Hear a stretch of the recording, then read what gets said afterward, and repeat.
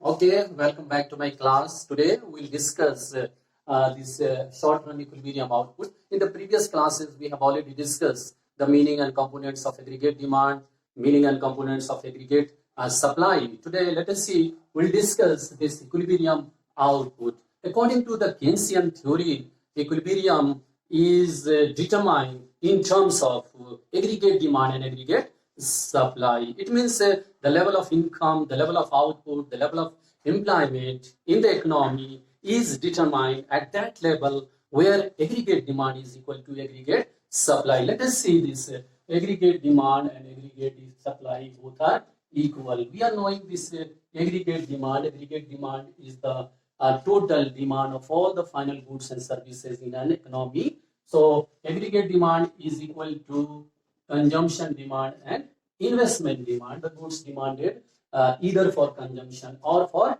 investment into the economy.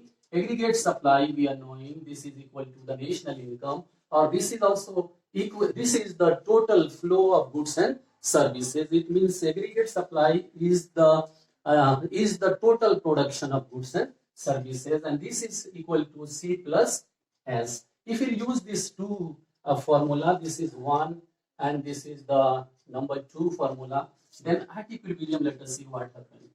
At equilibrium, this AD is equal to S, and we can keep, let us see, C plus I is equal to C plus S, and C is common both sides, then I is equal to S. So what Keynes has done, Keynes has used two approaches in order to determine the level of income, the level of output, and the level of employment. The first approach is this first one, and this is the second approach. This is the two approaches are used in order to determine the equilibrium. Before, let us say, starting the detail, these two approaches, let us see what are the assumptions on that this theory is based on. So this short-run equilibrium output is based on certain assumptions. Let us see what are the assumptions taken by the Keynes. Keynes is the great economist who has given this theory. So assumptions given by the Keynes, and the first assumption, he assumed in macroeconomics this short run.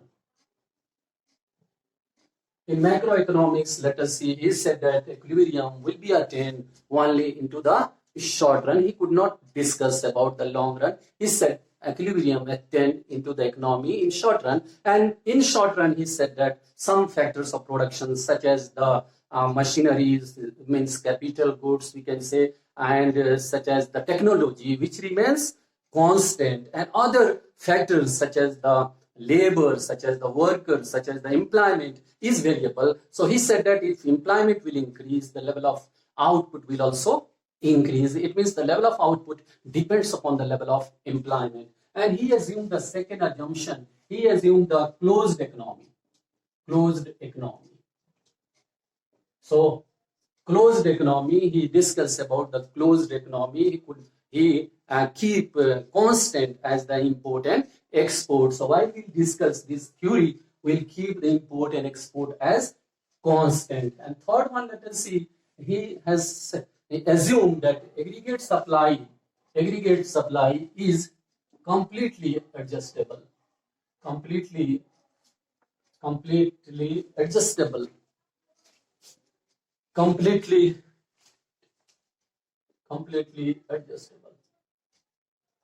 It means, let us see, this short-run equilibrium output, determination of the short-run equilibrium output is based on three assumptions. So here, equilibrium output means equilibrium output into the economy means there must not be the surplus of the goods into the economy, or there must not be the deficiency of goods into the economy. Equilibrium means there must not be the surplus or the means deficiency into the economy. It means economy should be at a point where aggregate demand is equal to aggregate supply. Sometimes there may be certain deviation from the equilibrium, but that can be adjustable by bringing change into the aggregate demand. So let us see these two means approaches. Let us see the first approach given by the Keynes. The first approach he has given is the determination of equilibrium by aggregate demand and aggregate supply approach. Let us see, this approach is also known as C plus I approach. C plus I approach, consumption plus investment approach. So according to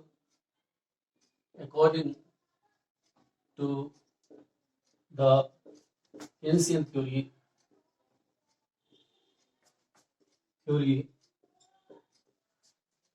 equilibrium is determined at a point where aggregate demand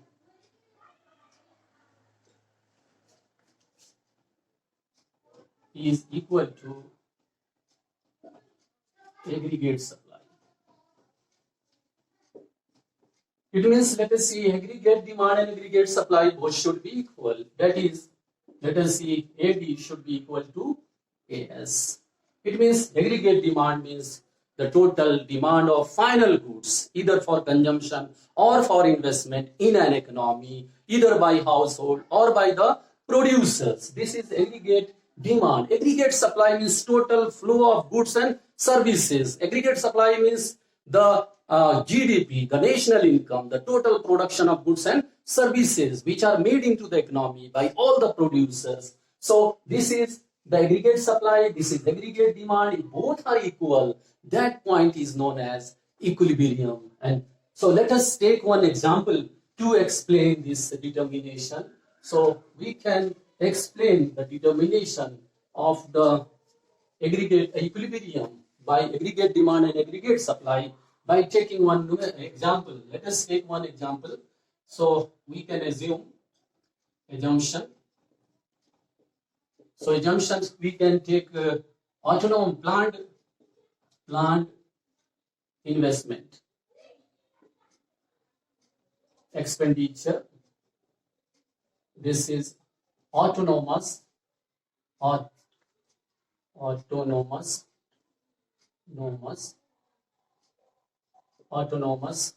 expenditure. Suppose this is 100 crores. How much crores? We have taken 100 crores. Let us take one consumption function. C is 50 plus 0.5 y. Here we have taken C intercept. Autonomous consumption is 50. Here marginal propensity to consume we have assumed 0.5. Let us make one table based on this. We can take first column is income. We can denote Y. Then we can take consumption. This is C. Then we can take, let us see, consumption saving. Saving, you are knowing S is equal to Y minus C. Then we can take, let us see, investment. Then we can take aggregate demand and aggregate supply. AD is equal to C plus I. AS, you are knowing, AS is equal to C plus S. So we can take, let us say, 0, 100, 200, 300, 400, and 500 as the level of income. These rupees are given, suppose the rupees in crores are given. We are discussing the macroeconomics. So this is 0 level of income is there. Consumption is not 0, it is 50. So it will remain 50. This is autonomous consumption. Then if income increases, consumption will also increase. Suppose consumption is increasing in this way. So we have seen consumption increases, then 300. So we can find out the savings. Saving is equal to income minus consumption minus 50. Here let us see 0. Here it will be 50 plus 50. Here let us see it is 100. Here it is 150. Here it is 200. Then investment, we have assumed investment as how much? 100 crores. So let us take 100. This is 100. This is 100. So 100 and 100. Aggregate demand C plus I. C is given. I is also given. This is I. So let us take C plus I. 50 plus 100, 150. This is 200. This is 250. This is 300. This is 350. This is 400. Let us see aggregate supply. Aggregate supply is equal to this aggregate supply. Let us see S also equal to C plus S, or it is also equal to Y. Y means income. So let us see here. C plus S, 50 plus minus 50, it will be 0. We can write, or this is 0. This is, let us see, 100 plus 0, it is 100. So we can write here. Here 200 plus 50. This is 200. 150 plus 50, it is 200. So we can write like this. So let us see the remarks. In remarks column, let us see, we can say first here aggregate demand is greater than aggregate supply. Here also at 100 level of income, aggregate demand is 200, aggregate supply is 100. Here the aggregate demand is more, here also aggregate demand is more. Here aggregate demand and aggregate supply both are equal. Let us this level of income. So here we can see this.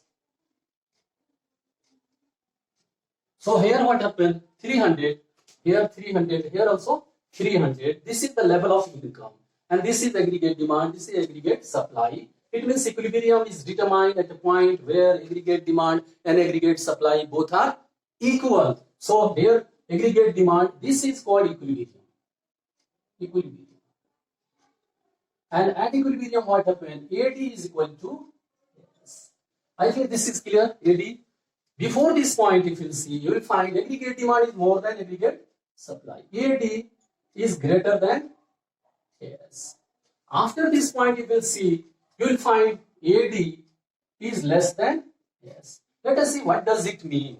Aggregate demand is means the demand into the economy. It means the anticipated demand, the planned demand of the goods and services into the economy is more than aggregate supply. Means that the supply of goods are less, whereas the demand of the goods into the economy is more. Here what we can say, that the economy demands more in comparison to the supply of goods. So whenever the demand is more, supply is less, then the individual inventories will go on falling. Inventories means the stock of goods ready for sale. So the goods which are ready for sale, they will go on falling. Whenever the goods ready for sale, going declining, then what happened? The producers, they used to produce more and more goods. So whenever aggregate demand is more than aggregate supply, the producer increases the production. When they will increase the production, they will increase the employment. When they will increase the employment, they will increase the they will increase the level of income. It means aggregate demand. When aggregate demand is more than aggregate supply, the level of income will increase, the level of employment will increase, the level of output will also increase, and it will reach to this equilibrium position. Let us see the after this point, what happens? Aggregate demand is less than aggregate supply. When aggregate demand is less than aggregate supply, we can say there is the excess production. There is excess production. Here we can say there is excess of production of the goods. There is the deficiency of demand in the economy. More goods are available into the economy and less demands are being made. Here what will happen? The inventory will increase into the economy. It means the stock of unsold goods will increase into the economy. So whenever there will be the unsold stock of goods into the economy, then what will happen? The producer will cut down the production. When they will cut down the production, then what will happen? The income will decrease, the employment will decrease, the output will also decrease. And again, this will, let us see, this work like this. This is working like this into the economy. Here, let us see, aggregate demand is more than aggregate supply. Then the employment will increase, income will increase, output will increase. Here aggregate demand is less than aggregate supply. This what will happen? This aggregate demand means here the employment will decrease, the income will decrease, the output will also decrease, and they will reach to the equilibrium position. This situation we can explain by taking one diagram also. We can take one diagram and we can explain. Let us see. We can explain this situation with the help of diagram. We can draw one diagram. This is aggregate demand. Here we can take income. Let us see in the microeconomics, income is equal to output also. And this is also equal to employment. And here let us see. This is, we can take aggregate demand and aggregate supply. We can take. This is 45-degree line. We can take. This is aggregate supply is equal to C plus S. And this is income line. You are knowing, let us see this. This is the aggregate demand. This is C plus I. This do not started from 0 because consumption never be 0. So this aggregate demand is the sum of consumption plus investment that you are knowing. Let us see this diagram. Here both aggregate demand and aggregate supply intersect at this point. And this point we can say it is E. Corresponding to this we can say Y star. So OY star is the equilibrium level of income, output and employment. And this level of output, this is equilibrium output, is determined by the forces of aggregate demand and aggregate supply. This point, let us see, this is aggregate demand is equal to aggregate supply. This point is known as effective demand. Effective demand. Let us see, Keynes has given this term effective demand. He said that equilibrium can be attained into the economy by bringing change into the effective demand. So effective demand here, let us see what happen. If what will happen here, aggregate demand is greater than aggregate supply. Here aggregate demand is less than aggregate supply. It means here supply is more, demand is less. If we take any point, here if we take any point, suppose we take Y2. So at Y2 what happened? The supply is more, demand is less. It means what will happen? Here there will be unsold stock. The unsold stock will increase into the economy. So if there is unsold stock into the economy, then certainly what will happen? The producer will cut down the production. When they will cut down the production, they will reduce the employment. When they will reduce the employment, the income level will decrease, employment will decrease, and this will move this side. Let us take another point here. We can take here also. Suppose OY1. This point, let us see here what happened. Aggregate demand is more, aggregate supply is less. Whenever aggregate demand is more, aggregate supply is less. It means what happened? The inventory will decrease.